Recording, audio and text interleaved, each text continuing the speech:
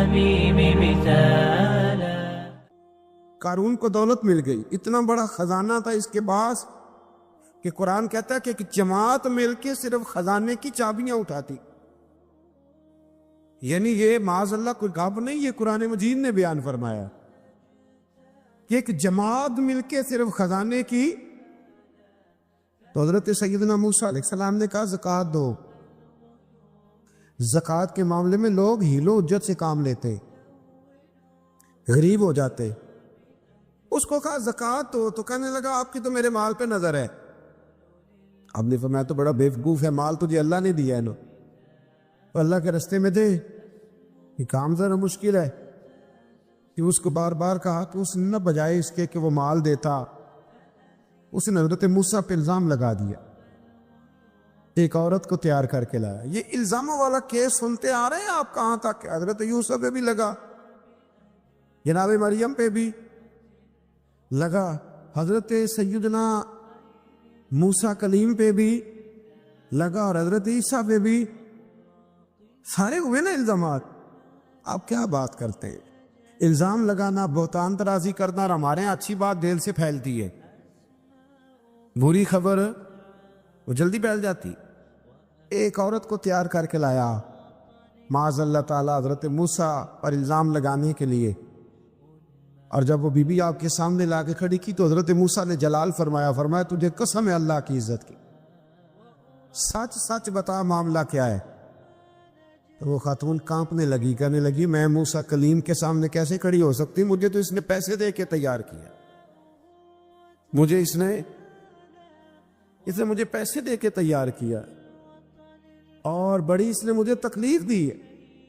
یہ جب کہا تو حضرت موسیٰ علیہ السلام رونے لگے کہ تو سارا کچھ کرتا پر میری سفید چادر پہ داغ تو نہ لگانے کی کوشش کر. آپ رونے لگے. آپ یقین کریں لوگ تکلیف دیتے ہیں، بعضوں کا ایسی بات کرتے ہیں جس کا کوئی وجود نہیں ہوتا. تو یہ کچھ لوگ کر دیتے ہیں لیکن وہ سمجھتے نہیں. کہتے ہیں آپ حوصلہ کریں، آپ درویش ہیں. حضرت موسیٰ سے بڑا درویش کون ہوگا؟ کلیم تھے نا اللہ کے، بڑا جگرا ہے نا. لیکن رو پڑے، کہنے لگے تجھے ایسا نہیں کرنا چاہیے. کہنے لگے اللہ اب اسے سزا دے. تو رب کریم نے اس کے سارا ساز و سامان سمیت اسے زمین میں دھنسا دیا. وہ زمین میں غرق ہو گیا اپنے خزانے سمیت. امام اعظم ابو حنیفہ رحمۃ اللہ تعالی علیہ کچھ لوگ حسد کرنے لگے تو ایک عورت ایک دفعہ آ گئی، کہنے لگی کوئی مسئلہ پوچھنا ہے. یہ بڑا کٹھن سا معاملہ ہوتا ہے، جو آدمی جو کام کر رہا ہوتا ہے وہی روپ دھار لیتے. مسئلہ کچھ نہیں، اندر آئی تو باہر سے شور ہو گیا. لوگ آ گئے، کوتوال کو بلا لیا، معاذ اللہ امام صاحب کے پاس بی بی ہے، جیل میں لے گئے، سویرے فیصلہ کریں گے. رات کو نا ساری رات امام اعظم نے نماز پڑھی، ساری رات، اور کہنے لگے اللہ اب تو میں بوڑھا ہو گیا، اس حال میں اب ان سوالوں کا جواب دوں گا. وہ عورت بھی ساتھ بند تھی، اس عمر میں ان سوالوں کے جواب یار بڑا مشکل ہوتا ہے. اللہ اکبر. اس عمر میں امام صاحب رو رہے تھے تو اس عورت کا دل نرم ہو گیا. امام صاحب سے کہنے لگی مجھے غلطی ہو گئی، میں نے پیسے کسی سے پکڑ لیے تھے. حضور آپ تو اللہ کے نیک بندے. امام صاحب کہنے لگی اب ایک نیکی کر، کوتوال سے کہہ کہ مجھے کوئی تکلیف ہے تو میں دوا کھا کے واپس آ جاؤں گا. تو وہ کوتوال تو پہلے ملا ہوا تھا، اس نے اس کو کہا کہ مجھے کوئی تکلیف ہے میں گھر جاتی ہوں، دوا کھا کے واپس. امام صاحب نے سمجھا دیا. وہ گئی تو جو برقع اس نے پہنا ہوا تھا نا نقاب ساری عورتیں، وہ جا کے نا اس نے امام صاحب کی بیوی کو دیا. امام صاحب نے اس کو سمجھا کے بھیجا تھا. وہ برقع گھر لے گئی اور جا کے زوجہ کو ساری بات سنائی. وہ دوائی کھانے گھر چلی گئی اور زوجہ برقع پہن کے تھانے آ گئی. سویرے قاضی کے سامنے بھیج ہوئے تو کہنے لگا جی آپ اتنے بزرگ ہو کے عالم ہو کے بیوی کے ساتھ اکیلے. فرمایا میری بیوی ہے تو میں نے اکیلے ہی ہونا تھا اس کے ساتھ، اور کس نے ہونا تھا؟ جناب آپ کی بیوی. فرمایا بلاؤ میرے سسر کو، اور بلاؤ محلے کی 10-12 عورتوں کو بھی دیکھ لے. انہوں نے دیکھا تو امام صاحب کی بیوی نکل آئی. وہ جتنے تھے نا الزام لگانے والے وہ اب غور سے دیکھ رہے تھے. تو ایک کہنے لگا امام صاحب سے یہ کیا ہوا؟ فرمایا قرآن ہے وَتُعِزُّ مَن تَشَاءُ وَتُذِلُّ مَن تَشَاءُ. یہ قرآن ہے، ہونا کیا تھا؟ رب نے اپنا وعدہ سچا کر کے دکھایا ہے۔ تو اس نے بھی الزام لگایا، پھر سزا یہ ملی کہ وہ ہمیشہ کے لیے زمین میں دھنستا۔ دولت کون دیتا ہے؟ اللہ دیتا ہے نا۔ تو اگر اللہ کہے تھوڑی سی واپس بھی کرو، بندیاں دے خرچے بات جاندے نے، تھوڑی سی واپس مانگ لے تو ہاتھ تنگ ہو جاتا ہے۔ ایک خاتون نے ایک دفعہ مجھے پیغام دیا تو میں بڑی اس کی بات سن کے مجھے عجیب لگا۔ وہ کہنے لگی کہ دوسری جگہ میری شادی ہوئی ہے، مجھے طلاق ہو گئی تھی، تو مجھے ایک تانا روز سننے کو ملتا ہے تو اتنی اچھی ہوتی تو وہاں نہ رہ لیتی۔ تو بھئی یہ کوئی تانے والی بات ہے؟ کو ضروری ہے کہ بیوی غلط ہوتی ہے تو طلاق ہوتی ہے؟ اللہ کے محبوب علیہ السلام کی 2 صاحبزادیوں کو ابو لہب کے 2 بیٹوں نے طلاق بھیج دی تھی، کس کی غلطی تھی؟ تو آپ کیا کہہ سکتے ہیں یہاں کیوں طلاق؟ تو اتنی جلدی بات تھوڑی کر دیں گے آپ، تھوڑی احتیاط فرمائیں بولنے۔ حضرت عبداللہ ابن عباس فرماتے ہیں میرے نبی پاک علیہ السلام نے میری تربیت فرمائی، اور محبوب پاک علیہ السلام نے فرمایا عبداللہ یاد رکھنا، یہ نوجوان دوست میری بات لکھ لیں، پریشان لوگ میری بات لکھ لیں، جن کے پاس قوت فیصلہ نہیں وہ اس بات کو لکھ لیں۔ حضرت عبداللہ ابن عباس فرماتے ہیں میرے نبی پاک علیہ السلام نے مجھ سے فرمایا تھا عبداللہ سن، اگر ساری دنیا مل کے تیرا کوئی نفع کرنا چاہے کر نہیں سکتی جب تک میرے رب کی رضا نہ ہو، اور فرمایا ساری دنیا مل کے تیرا کچھ بگاڑنا چاہے تو عبداللہ بگاڑ نہیں سکتی جب تک رب کریم کی حکمت کا تقاضا نہ ہو۔ لوگوں سے ڈرنا، لوگوں کی طرف دیکھنا، ماحول دیکھ کے اپنے راہ کا تعین کرنا، ہر بندے کے خیالات کے مطابق ڈھلنے کی کوشش کرنا، فلانا نہ ناراض ہو جائے، فلانا نہ ناراض ہو جائے، وہ جس نے ہونا ہو جائے، بس رب رسول ناراض نہ ہو۔ اپنی زندگی میں اپنے مالک کو مولا جان کے، بل اللہ مولاکم، اللہ تمہارا مولا ہے، وَهُوَ خَيْرُ النَّاصِرِينَ، وہ بہترین مددگار ہے۔ توجہ جب بھی کریں رب کی جانب کریں، اپنے دل کا قبلہ درست رکھیں، سوچوں کے زاویے سیدھے رکھیں۔ میرے بھائی، مالک جب بندوبست کر دے نا، جب مالک بندوبست کر دے پھر ایسا بندوبست کرتا ہے کہ لوگوں کے پاس نا چارہ نہیں رہتا۔ حضرت مریم رضی اللہ تعالی عنہا پاک باز تھی، مسجد میں رہی تھی، پر مالک کی حکمت کے تقاضے بڑے عجیب ہے نا۔ پھر جناب مریم کو اللہ تعالیٰ نے بغیر شوہر کی اولاد عطا کر دی۔ یہ بات ہی ایسی تھی، کسی نے کہا تھا کہ مخلوق تو فنکار ہے اس درجہ کے پل بھر میں سنگے در کعبہ سے بھی اصنام تراشے، تم کون ہو کیا چیز ہے داغے کبابی، لوگوں نے تو مریم پہ بھی الزام تراشے۔ تو لوگوں نے کہا کدھر سے لے آئی بچہ، تیرا باپ تو ایسا نہیں تھا، کہاں سے لے آئی؟ اللہ کرے میں آپ کو سمجھا سکوں، ذرا اپنے آپ کو وہاں کھڑا کریں کہ ایک پاک باز عورت، پاک باپ کی بیٹی، طیب ماں کی بیٹی، اور اللہ کے گھر میں پرورش پانے والی خاتون، ایک وہ وقت اور ایک یہ وقت کہ اس عورت کو کٹہرے میں کھڑا کر کے پوچھا جا رہا ہے کہ معاذ اللہ تیری گود میں بچہ جائز نہیں ہے، کہاں سے لائی ہے؟ اب خود سے صفائیاں بندہ کتنی کو دے، کتنی کو وضاحتیں کرے۔ اور میں نے تو اپنی زندگی میں دیکھا ہے زیادہ وضاحت دینے والے کو بھی لوگ جھوٹا سمجھنے لگ جاتے ہیں، زیادہ وضاحت دینے پر بھی لوگ کمزوری کا اظہار سمجھتے ہیں کہ کمزور پڑ گئے۔ آپ صلح کی کوشش کرتے ہیں، سامنے والا بزدل سمجھ لیتا ہے، زیادہ وضاحتیں بھی کمزور کر دیتی ہیں۔ اب حضرت مریم کو کٹہرے میں کھڑا کر کے کہا بچہ کس کا ہے؟ تو پھر خدا بندوبست جب کرے، اللہ جب مددگار ہو، تو پھر حضرت مریم کی گواہی درختوں سے نہیں دلوائی، اس نے پتوں سے نہیں دلوائی، پھر فرشتے نہیں بھیجے۔ حضرت مریم کہنے لگی مجھ سے نہ پوچھو، وہ جو پنگوڑے میں ہے اسی سے پوچھ لو، ان سے پوچھو نا، وہ کون ہے پوچھ لو، ان سے کر لو سوال۔ انہوں نے کب پنگوڑے میں چند دنوں کا بچہ یہ جواب دے گا؟ مددگار تھا رب،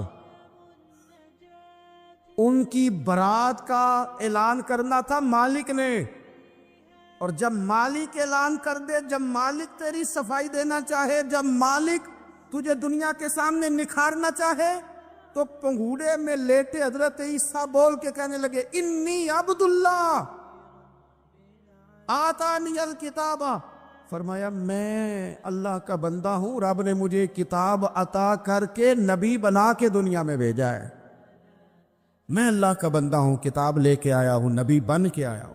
پھر پنگوڑے سے اعلان ہو گیا، پھر بچہ بول پڑا، اور یہ ایک دفعہ نہیں بات ہوئی۔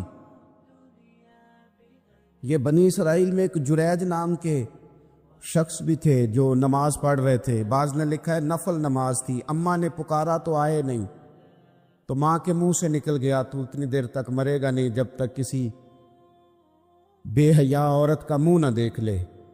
تو وہ عبادت گزار تھے، لیکن لوگوں نے ان کی عبادت، ریاضت، پرہیزگاری کو نہیں دیکھا، بس ایک عورت کو بھیج کے الزام لگوا دیا۔ وہ عورت آیا جایا کرتی تھی، اب آ جاتی ہیں عورتیں، مسئلہ پوچھنے کی نیت سے بھی آ جاتی ہیں۔ ماحول میں کچھ جگہ ایسی بھی ہیں جہاں عورتیں دم کرانے کے بہانے آ جاتی ہیں۔ وہ خاتون آتی جاتی تھی اس خانقاہ پہ، آستانے پہ، یہ بخاری میں موجود ہے، پھر اس نے کہا میری گود میں جو بچہ ہے یہ انہی کا ہے۔ مجھے بتائے کیسے بندہ وضاحت دے؟ حالات خراب ہو گئے، لوگ کٹیا جلانے لگے، ماحول اور طرح کا بن گیا۔ میرے نبی پاک علیہ الصلوۃ والسلام فرماتے ہیں پھر اس رب کے بندے نے کہا مالک تو کریم ہے، تیری مشیت کا تقاضا آیا جو میری ماں نے جملے بولے تھے، اور اب میں وضاحت دینے کے قابل نہیں رہا، اب تو ہی کرم کرے گا تو دروازہ کھلے گا۔ تو وہ چند دنوں کا بچہ پنگوڑے میں بول کے کہنے لگا میں اس درویش کا نہیں، میں تو فلانے چرواہے کا بچہ ہوں، وہ جو بکریاں چراتا ہے۔ رب کی مدد کو پکاریں، اپنے ساتھ اپنے مالک کی مدد کو شامل کریں، تھوڑے رزق پر بھی گزارا اچھا ہونے لگ جائے گا۔ سارے لوگ آپ کو گرانے کی تدبیریں کر رہے ہوں گے اور مالک آپ کو عزتیں عطا فرما دے گا، اس کی بارگاہ سے حکمت کا تقاضا اور ہو جائے گا۔ ہم نے ساری زندگی لوگوں کو راضی کرنے میں گزار دی، ساری زندگی بڑھاپا آ گیا بچوں کو پالتے، اور بچوں نے آخری عمر میں کہہ دیا ابا اگر کوئی ڈھب کا کام کر لیتے تو آج ہمارے دن بھی پھر نہ جاتے۔ ساری زندگی گزار دی بہن بھائیوں کو راضی کرنے میں، ساری زندگی گزار دی ذمہ داریاں اٹھانے میں، ان کو 99 دفعہ دیا، ایک دفعہ نہیں دیا تو انہوں نے کہہ دیا تو نے تو کبھی دیا ہی نہیں، تو تھا ہی نہیں۔ ساری زندگی محلے داروں، علاقے والوں کو راضی کرنے میں گزار دی۔ اور میں نے ایسے لوگ بھی دیکھے دین کے لیے وقت گزارا، لیکن جب بڑھاپے میں دانت کام نہ کرتے تھے تو وقت کے مفتیوں کو بھی مسجدوں کی کمیٹیوں نے کہہ دیا اب آپ کی سمجھ نہیں آتی، ہم نے خطیب کو یور رکھنا ہے، نہ دیکھو دنیا کی طرف، دنیا رلا دیتی ہے، نہ راضی کرو بندوں کو، بندے تھکا دیتے ہیں، نہ پیچھے بھاگو ہر وقت دنیا داروں کے، یہ انسان کو کمزور کر دیتے ہیں۔ وہ تو کریم ہی بڑا ہے، 2 آنسو زمین پر بعد میں گرتے ہیں، بندے کے گناہ سارے پہلے معاف فرما دیتا ہے۔ اللہ کی مدد کا حصول، اپنے مالک کی مدد کی طرف بڑھنا، آپ کو بدر کی جنگ بھی یہی درس دے گی، آپ کو احد کا میدان بھی یہی سبق دے گا، فتح مکہ بھی یہی سبق دے گا۔ میرے دوستو جب رب مدد فرمائے، جب اللہ مددگار بنے، دوستوں سے ایک بات اکثر کرتا ہوں، میں کہتا ہوں کہ جتنے درد سے آپ امیر کو اپنی کہانی سناتے ہیں نا، اور جس طرح آپ کے آنسو بات کرنے سے پہلے گر جاتے ہیں کہ غریب ہیں، بچیاں ہیں، کاروبار نہیں، او میرے سنگیو، اس سے آدھے آنسو اپنے رب کی بارگاہ میں بکھیرو، اس کے حضور عرض گزار ہو جاؤ، اس سے طلب کرو۔ ایک وقت انسان پر زندگی میں ایسا آتا ہے کہ اسے یوں محسوس ہوتا ہے کہ میرا سایہ بھی ذرا سا پیچھے ہٹ گیا ہے، اسے یوں لگتا ہے کہ میں کسی سہارے پہ ہاتھ ڈالتا ہوں تو وہ بھاگ جاتا ہے مجھ سے، لیکن مالک کی بارگاہ ایسی عظیم بارگاہ ہے، رب رسول کے آستانے اتنے بڑے ہیں کہ آپ جب وہاں کشکول طلب دراز کرتے ہیں تو جھولی پھیلانے میں دیر لگتی ہے، ان کو بھرنے میں تو کوئی دیر نہیں لگتی۔ ہم نے اپنا سوچ کا قبلہ ہی دنیا کو بنا لیا ہے، یہ جو اللہ والوں کی مدد ہے یہ تو ہے نا اللہ ہی کی مدد ہے، لیکن یہ جو سیٹھوں کی طرف توجہ کرنا، نوابوں کی طرف توجہ کرنا، دنیا داروں کی طرف توجہ کرنا اور اپنا مزاج اس طرح کا بنا لینا، یارو گردن کو جھکا دیتا ہے خیرات کا پتھر، جہاں میں مانگنے والوں کے سر کبھی اونچے نہیں ہوتے۔ اور اقبال کہتے ہیں غیرت ہے بڑی چیز جہان تگ و دو میں، پہناتی ہے یہ فقر کو تاج سردارا۔ میں عرض کروں گا کہ اپنی آپ جب توجہ کا قبلہ اللہ رسول کو بنائیں گے تو رب فرماتے ہیں وَيَرْزُقْهُ مِنْ حَيْثُ لَا يَحْتَسِبُ، میں نہ تجھے وہاں سے رزق دوں گا جہاں سے کبھی تیرا گمان بھی نہیں کیا ہوگا، یہاں سے بھی مل سکتا ہے، تو نے سوچا بھی نہیں ہوگا۔ بخاری شریف میں حدیث ہے، حضرت جابر ابن عبداللہ فرماتے ہیں نبی پاک صلی اللہ علیہ وسلم نے نا 300 لوگوں کا ایک لشکر روانہ کیا کسی مہم کے لیے، کسی جہاد کے لیے۔ حضرت ابو عبیدہ بن جراح رضی اللہ تعالیٰ عنہ امیر لشکر تھے۔ فرماتے غربت اتنی زیادہ تھی، بھوک اتنی زیادہ تھی کہ ایک ایک کھجور دن میں ایک وقت کھانے کو ملتی تھی، اور کچھ دن ایسے آئے کہ اب کھجور بھی نہیں مل رہی۔ فرماتے اتنی زیادہ بھوک لگی مجاہدین کو 300 بندہ پتے کھا کے گزارا ہونے لگے، یہ بخاری میں موجود ہے۔ آپ فرماتے کہ دریا کے کنارے ہمارا پڑاؤ تھا، ٹھہراؤ تھا، جب بھوک سے نڈھال ہو گئے نا وَيَرْزُقْهُ مِنْ حَيْثُ لَا يَحْتَسِبُ، اللہ وہاں سے روزی دیتا ہے گمان بھی نہیں ہوتا۔ فرماتے ہیں ایک مچھلی اللہ تعالیٰ نے دریا کے کنارے بھیجی، فرماتے ہیں وہ تھی تو مچھلی پر پہاڑ جتنی تھی۔ بخاری میں لفظ ہیں، حضرت جابر ابن عبداللہ رضی اللہ تعالیٰ عنہ فرماتے ہیں 300 آدمی 18 دن تک اس مچھلی کو کھاتے رہے، مچھلی ختم ہی نہیں ہوئی۔ مچھلیاں نہیں، مچھلی کہتے ہیں 18 دن 300 بندہ کھاتا رہا، مچھلی ختم ہی نہیں ہوئی۔ اور فرماتے ہیں کہ اس کی ہڈی نکال کے، کانٹا کہیں گے آپ اپنی زبان میں، کہتے ہیں وہ نکال کے نا تو اس کو کھڑا کیا نا جب، تو اونٹ کجاوے سمیت اس کے بیچ سے گزر جاتا تھا، 2 اس کے کانٹے جوڑے۔ فرماتے ہیں وہ اس کا گوشت ہم کھاتے تھے اور اس کی چربی بطور تیل کے ہم جسموں پہ ملتے تھے، بیماروں کو اس سے سکون آتا تھا، تندرستی شفا ہوتی۔ فرماتے ہیں ہم کھایا بھی ہم نے، اور کچھ لے کے ہم مدینے بھی گئے، اور قربان جائیں نبی پاک نے بھی اس میں سے کھایا۔ ہم نے عرض کی حضور یہ معمہ کیا ہے، یہ ماجرا کیا ہے؟ تو محبوب نے فرمایا تمہارے پاس غذا نہیں تھی، رب نے تمہارے لیے بندوبست کیا ہے، اللہ نے تمہیں دیا ہے۔ مکان شروع کر لیا، ایک صاحب نے مکان بنانے لگے، آپ وہ حساب لگا رہے ہیں، کہتے ہیں میرے پاس اتنے پیسے ہیں، اتنے میں نے فلانے دوست سے کہنا ہے اس نے دے دینے، اتنے فلانے رشتہ دار سے کہنا ہے اس نے دے دینے، اتنے فلانے سے کہنا ہے اس نے دے دینے۔ یہ ساری کاپی بنا کے مکان شروع کر لیا۔ جو روز کہتا تھا نا کوئی حکم ہو جاتے دسی، سب سے پہلے اس کو کہا میاں پیسے چاہیے دین، وہ کہندا ہو کل ہی منڈا ٹوریا ہے، کدے تو پرسوں 10 داتے لب جانے سن۔ میں آپ کو اپنے تجربے کی بات بتا رہا ہوں۔ یہ لوگوں کا خیال ہوتا ہے نا کہ آپ سٹارٹ کریں فلانا کام، ہم آپ کے ساتھ ہیں، اللہ کا ہی کوئی نظام ہے، وہ بالکل بھی نہیں ساتھ ہوتے۔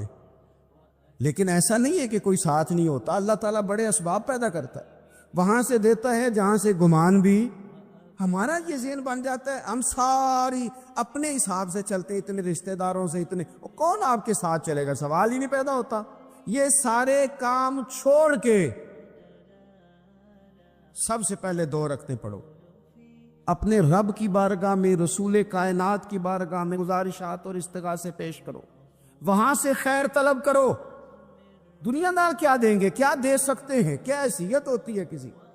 اللہ کہتا ہے وہاں سے دوں گا۔ تو جو اللہ مال دے وہ لینا چاہیے کہ رشتہ داروں کا مال دیکھنا چاہیے؟ جو اللہ دے وہ لینا چاہیے کہ سیٹھوں نوابوں کی جیبیں دیکھنی چاہیے؟ جو اللہ دے وہ قبول کرنا چاہیے یا دیکھنا چاہیے کون سا آدمی کہاں پہنچ گیا؟ چھوڑو، اپنی مٹی پہ چلنے کا سلیقہ سیکھو۔ کسی کے سنگ مرمر پہ چلو گے تو پھسل جاؤ گے۔ مدد اللہ سے چاہیں، اپنی توجہات کا مرکز رب رسول کی ذات پر بنائیں، پھر آپ محسوس کریں گے کہ بڑی جلدی اللہ تعالیٰ کی مدد آنے لگی ہے۔ کبھی آپ صرف کہہ دیں نا میرا رب میرے ساتھ ہے، اس لفظ میں اتنی طاقت ہے کہ دشمن ویسے زہر ہو جاتا ہے. زندگی میں کسی سے بھی لڑائی ہو اچھی طرح سوچ لیں کہ اللہ اس طرف ہے یا اس طرف ہے.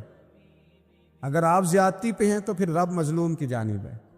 اگر اللہ کی مدد آپ کے ساتھ ہے تو دنیا کی کوئی طاقت آپ کو گرا نہیں سکتی. اور اگر آپ مظلوم کے مقابلے میں ظالم بن کے آپ کھڑے ہو گئے ہیں اور آپ نے رویہ وہ اختیار کیا ہے کہ جس میں مدد نہیں آئے گی, تو پھر یاد رکھ لیں کہ آپ کوئی بھی ہیں, کہاں بھی ہیں, آپ کمزور ہیں. طاقتور تھے ابتدائے اسلام میں, ظاہری طاقت تھی کفار مکہ کے پاس. وہ ڈنڈوں سے مارتے تھے غریبوں کو, ان کے ہاتھوں میں ڈنڈے تھے, پر خدائی طاقت ان مظلوموں کے ساتھ تھی. صاحب زرقانی نے لکھا ہے, حضرت زنیرہ رضی اللہ تعالیٰ عنہ ایک لونڈی ہیں, غریب ہیں. ماڑے دا کی کام محمد نس جانا یا رونا, غریب سادی بی بی اور لونڈی کنیزہ, ایک مشرک کی کنیزہ تھی. انہوں نے کلمہ پڑھ لیا. وہ ڈنڈوں سے مارتا, دروں سے مارتا, تکلیف دیتا. حضرت زنیرہ رضی اللہ تعالیٰ عنہ کو اتنا مارا, اتنا مارا. اب آپ ایک اور پہلو پر بھی غور کریں, مار بھی پڑ رہی ہے پر خدا ادھر ہی ہے, اللہ کی مدد ادھر ہی ہے. رب کہتا ہے کہ پہلے تو صبر کرنا, ان اللہ مع الصابرین. تو صبر کرے گا تو پھر رب کی معیت ملے گی. ذرا ٹھہرنا, تو تھوڑا ڈٹنا. ان الذین قالوا ربنا اللہ ثم استقاموا تتنزل علیہم الملائکہ. تو کہے اللہ میرا رب ہے, پھر تو پہلے ڈٹ, پہلے تو نے ڈٹنا ہے. ثم استقاموا, جو ڈٹ گیا, تتنزل علیہم الملائکہ, ڈٹنے والے کے لیے مدد آتی. پہلے تھوڑا ٹھہرنا پڑتا ہے, پہلے تھوڑا صبر کرنا پڑتا ہے, حوصلہ کرنا پڑتا, اس کے بعد مدد آتی. مار پڑ رہی ہے, مارا جا رہا ہے. حضرت زنیرہ کو ان کا مالک جو ہے ظاہری آقا وہ مار رہا ہے. یہ کنیزہ ہے, اتنا مارا, اتنا مارا, ان کی بینائی چلی گئی, نظر آنا بند ہو گیا. ابو جہل آیا اور کہنے لگا زنیرہ دیکھا نا ہمارے بت تیری آنکھیں لے گئے, معاذ اللہ, لات و منات ہمارے بتوں نے تجھے اندھا کر دیا. اب ایسا نہیں ہے کہ بی بی روتی جا رہی ہے, روتی جا رہی ہے, مایوسی مایوسی, معاذ اللہ, پریشانی, غریبی بڑی ہے, پوچھنے والا کوئی نہیں, یہ باتیں نہیں. کیا جملے ہیں خاتون کے, کیا لفظ ہیں. ابو جال نے تنزیہ کہا, معاذ اللہ, کہنے لگا دیکھا نا ہمارے بتوں نے تجھے اندھا کر دیا. تو جناب زنیرہ آنکھوں کی بینائی گئی ہے, رات کو گئی ہے, دکھ ابھی تازہ ہے, لیکن اللہ پہ جو توکل ہے, اپنے مالک سے جو رشتہ ہے وہ اتنا مضبوط ہے, اتنا طاقتور ہے, اس میں اتنی گہرائی ہے کہ حضرت زنیرہ بول کے نا اتنی قوت سے بولی, اتنی طاقت سے بولی کہ پورے کفر پر لرزہ طاری ہو گیا. فرمانے لگی تمہارے پتوں کی کیا اوقات ہے کہ میری بینائی لے جائیں, یہ میری رب کی حکمت کا تقاضا ہے. جب تک اس نے چاہا زنیرہ دیکھتی رہی, اور جب اس نے چاہا زنیرہ کی آنکھوں کی بینائی چلی گئی, اور اگر وہ چاہے گا نا تو بینائی واپس بھی کر دے گا. اگر ہو ذوق یقین پیدا تو کٹ جاتی ہیں زنجیریں, اگر وہ چاہے گا تو بینائی آ بھی جائے گی. حضرت زنیرہ نے رات کو یہ لفظ کہے, ابو جال اور سارے کفار ڈر کے سن کے چلے گئے. آپ اطمینان سے آ کے بستر پہ سوئی. جب سویرے اٹھی تو اللہ نے آنکھوں کی روشنی واپس کر دی تھی. آنکھوں کی اب چھڑی پکڑی ہے, بازاروں میں گھومتی ہے, کہتی ہیں بلاؤ کدھر ہے تمہارے لات و منات, دیکھو میرے رب نے روشنی واپس کر دی. آ کر میرے ساتھ ادھر آ, ستمگر ہنر آزمائیں, تو تیر آزما ہم جگر آزمائیں. بیمار لوگوں یاد رکھو, کہہ دیا ڈاکٹر نے کہ تو بڑا بیمار ہے, تو بڑا کمزور ہے, یہ ہو گیا وہ ہو گیا, تو ڈاکٹر اپنے علم کے مطابق بات کر رہا ہے. ہوگا تو وہ جو میرا رب چاہے گا. کمزور ہو جانا, پریشان ہو جانا, تکلیف میں آ جانا, پتہ نہیں بات ہو گئی ہے تو جانے کیا ہو جائے گا. اپنی زندگی کے اندر اپنے رب سے رشتہ مضبوط کرے, رسول کائنات سے رشتہ مضبوط کرے, اللہ والوں سے رشتہ مضبوط کرے. حضرت زنیرہ نے پیغام دیا کہ زندگی میں جو جینا چاہتے ہیں تو وہ رب کا نام لے کے جی سکتے ہیں. جو اپنی زندگی میں خوشیاں دیکھنا چاہتے ہیں تو رسول اللہ کے نام پر خوشیاں دیکھی جا سکتی ہیں. توکل کی بنیاد پر بندہ خوشیاں لے سکتا ہے. اور اگر انسان میں توکل نہیں ہے تو پھر وہ اس کالے جادو سے بھی ڈر رہا ہے, وہ نیلے سے بھی ڈر رہا ہے, وہ پیلے سے بھی ڈر رہا ہے, وہ فلانے سے بھی ڈر رہا ہے, وہ میرے خلاف فلانا رشتہ دار سازش کر رہا ہے تو ڈر رہا ہے, فلانا میرے بارے میں یہ کر رہا ہے تو ڈر رہا ہے, وہ پتہ نہیں دنیا ادھر ہو جائے گی تو کیا ہو جائے گا, اٹھ باندھ کمر کیوں ڈرتا ہے, پھر دیکھ خدا کیا کرتا ہے. تو اس ساری گفتگو کا نچوڑ آپ کو یہ عرض کیا ہے. سب سے پہلے تو یہ کہ میدانوں میں مدد بھی اللہ کی, رزق میں مدد بھی اللہ کی, فصلیں خشک ہوں تو مدد پھر بھی اللہ کرے تو پھر ساری مدد, اور اگر انسان بیمار ہو تو پھر بھی مدد اللہ کی. تو اپنے اللہ کی جانب توجہ کو بڑھائیں, آپ اللہ سے مدد کے سوالی بنیں. ترمذی کی ایک حدیث ہے, میں آپ کو زندگی کا تجربہ بتاتا ہوں کہ جب میں بڑا پریشان ہوتا ہوں تو یہ والی روایت کھول لیتا ہوں, مزہ دیتی ہے. میرے نبی پاک علیہ السلام نے فرمایا اپنے دکھ سیٹھوں نوابوں کو نہ کہنا, مالداروں کا نہ کہنا, ورنہ اللہ تمہیں کبھی غنی نہیں کرے گا. فرمایا اپنے دکھ اپنے رب کی بارگاہ میں عرض کرنا, جلدی کرے یا دیر سے کرے اللہ تمہیں لوگوں سے بے نیاز کر دے گا, اللہ تمہیں غنی کر دے گا. رات کو بیٹھو نا اس کی بارگاہ میں. امام غزالی سے کسی نے پوچھا تھا, امام غزالی سے, کہ حضور اللہ کا بندے سے راضی ہونا کمال ہے یا بندے کا اللہ سے راضی ہونا کمال ہے؟ تو امام غزالی مسکرائے, فرمانے لگے رب تو بڑا ہی مہربان ہے, وہ تو بڑی جلدی راضی ہو جاتا ہے. وہ تو مسجد میں آ کے توبہ کرے تو اللہ راضی, کسی یتیم کے سر پہ ہاتھ پھیرو تو اللہ راضی, وہ تو کسی اندھے کو رستہ دکھایا تو اللہ راضی ہو گیا, وہ تو طوائف نے کتے کو پانی پلایا تو اللہ. امام صاحب فرمانے لگے یہ بندہ ہے جو اللہ سے راضی نہیں ہوتا.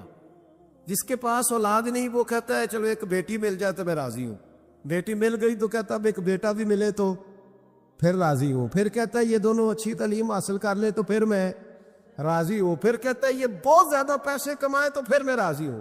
بہرحال راضی ہوتا, لیکن جو راضی ہو جاتا ہے نا, اللہ اکبر, جو اللہ سے راضی سکھی بڑا رہتا ہے, سکون میں بڑا رہتا ہے, مطمئن بڑا رہتا ہے. جو سمجھ لیتا ہے نا کہ جو میرے رب نے بہتر سمجھا وہ میرے اللہ نے مجھے. میں کبھی کبھی سوچتا ہوں کہ یار حضرت بلال حبشی نے کوئی عہدہ نہیں مانگا ساری زندگی, انہوں نے نہیں کہا مجھے بھی ایک صوبے کا گورنر بناؤ میری بھی خدمات ہے, مجھے بھی وزیر خزانہ بناؤ میرا بھی کچھ بنتا ہے. ایک دفعہ نہیں کہا سیدنا بلال حبشی رضی اللہ تعالیٰ عنہ نے کہ میری بھی کوئی ڈیوٹی ایسی ہونی چاہیے کہ مجھے چلو سپہ سالار ہی بنا دیا جائے. ساری زندگی مسجد میں جھاڑو دیا تو اسی پہ راضی رہے, ساری زندگی محبوب کے مہمانوں کا لنگر پکایا تو اسی پہ راضی رہے, ساری زندگی میرے محبوب علیہ السلام کے بچوں کی نوکری کی تو اسی پہ راضی رہے, راضی بالرضا رہے. حضرت سیدنا موسیٰ علیہ السلام نے عرض کی کوہ طور پہ جا کے, مولا میری قوم پوچھتی ہے کہ کوئی ایسا کام بتا جو ہم کریں تو ہم سے راضی ہو جائے. حضرت موسیٰ کی قوم کا خیال تھا کہ تہجد کا حکم آئے گا تو پڑھیں گے, صدقات کا حکم آئے گا تو دیں گے, جہاد کی بات ہوگی تو کریں گے. کچھ جو نیک لوگ تھے ان میں سے انہوں نے یہ پیغام دیا کہ مالک ہمیں بتائے کہ وہ کس کام پہ راضی ہوتا ہے, ہم وہ کام کریں تاکہ اللہ ہم سے راضی ہو جائے. حضرت موسیٰ کلیم کہتے میں نے عرض کی مولا میری قوم پوچھتی ہے کہ کون سا ایسا کام کریں کہ تو راضی ہو جائے. تو رب کریم نے ارشاد فرمایا, موسیٰ کہتے میرا خیال تھا کوئی لسٹ ملے گی, لیکن مالک نے ایک جملہ کہا, ایک جملہ, اور تفسیروں کے دریا بہا دیے. عرش کے مالک نے فرمایا موسیٰ ان سے کہو جا کے کہ وہ مجھ سے راضی ہو جائے, میں ان سے راضی ہو جاؤں گا, مجھ سے راضی ہو جائے. بندے اللہ سے راضی ہی نہیں راضی ہوتے, اللہ کی رضا پہ راضی رہیں, مالک کے فیصلوں میں اپنے دل میں کوئی بوجھ محسوس نہ کریں, اپنی زندگی اللہ کے فیصلوں. دیکھیں نا, جو ماں باپ اللہ نے بڑے اچھے سمجھے وہ ہمارے لیے پسند کی, وہ اللہ نے ہمارے لیے جو اس نے ہمارے حق میں بڑے, جو بہن بھائی, اللہ کرے آپ کو سمجھ آئے, جو بہن بھائی اس نے ہمارے حق میں بڑے اچھے سمجھے وہی بہن بھائی اس نے ہمیں عطا کیے. جس بیوی کو اس نے ہمارے گھر کے گلشن میں بہتر سمجھا اس کو لا کے اس نے ہمارے آنگن میں بٹھایا, اور جو اولاد اس نے ہمارے لیے باعث افتخار سمجھی، وہ اولاد اس نے ہمیں عطا فرمائی۔ حضرت نوح علیہ السلام کا بیٹا کافر ہو گیا، پر کسی جگہ انہوں نے شکوہ نہیں کیا کہ مالک یہ کافر کیوں ہوا۔ اللہ کے قبضے میں ہے نا دل، پھیر سکتے ہیں نا، مقلب القلوب ہے، لیکن حضرت نوح نے دعا اللہ کی رضا پر راضی رہے، سمجھو کہ میرے حق میں جو بہتر تھا مالک نے وہ چیز مجھے عطا کر دی۔ ہم یہ سوچتے ہی نہیں کہ ہمیں نہیں پتا ہمارے حق میں بہتر کیا ہے، ہمارے رب کو پتا ہے۔